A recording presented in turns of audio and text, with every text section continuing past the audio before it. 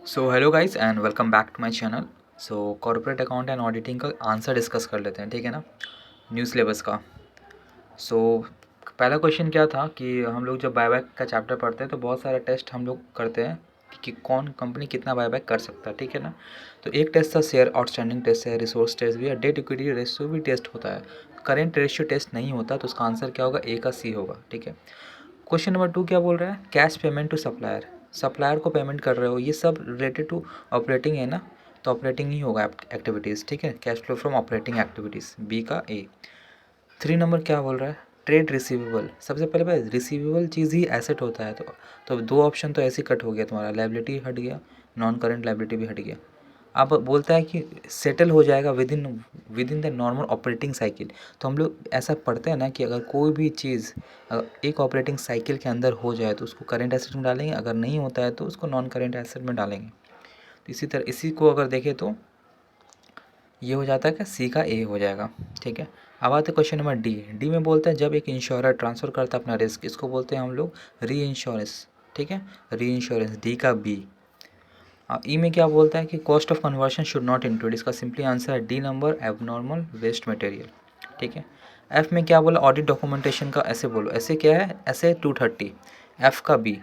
जी में बोलता है कि विच of the following is not an example of internal audit evidence, इसका आंसर है कोटेशन, क्योंकि एक्सटर्नल ऑडिट एविडेंस ही कोटेशन होता है, इंटरनल नहीं होता है, तो जी का क्या होगा, सी। एच में क्या बोलता है कि अपॉइंटमेंट ऑफ कॉस्ट ऑडिटर बोल रहा है, कॉस्ट ऑडिटर हम लोग अपॉइंटमेंट किस में करते हैं, CRA 2 देख के हम लोग सेंट्रल गवर्नमेंट को बताते हैं, तो एच का क्या होगा, बी। आई क्या हो, आई बोलता है audit form shall be reappointed for more, shall be appointed और reappointment for more than two terms होगा और 5 कंसेक्यूटिव ईयर्स होगा, ठीक है ना। तो आई का क्या होगा, डी। ठीक है, जे का क्वेश्चन में मेरा को थोड़ा डाउट है, तो इसका आंसर में भी कॉन्ट्राडिक्ट हो सकता है, मुझे लगता है जो ए नंबर होगा, in respect to question, in respect to option जो जो दिया गया उसके बेसिस पे बोल रहा हूँ कि ए है शायद, ठीक है। सिर्फ जे में डाउट है मुझे। के का बता दो, के का क्या बोला, which of the following not a basic element of audit report as per S A, इसका आंसर होगा C number, report on accrual assumption, ठीक है। फिर आते हैं एल में, एल में क्या बोला, which of the following not a part of self governance, इसका आंसर होगा बी नंबर, ग्राम परिषद। फिर एम में जानते हैं कैजुअल वैकेंसी अगर cost auditor shall be filled by, इसका आंसर होगा ए, एम का ए, बोर्ड ऑफ डायरेक्टर। और फाइनली 9 में क्या बोलता है, कोऑपरेटिव सोसाइटी अपना कितना percent of the profit reserve fund में ट्रांसफर करता है, इसका आंसर होगा बी नंबर, 25%।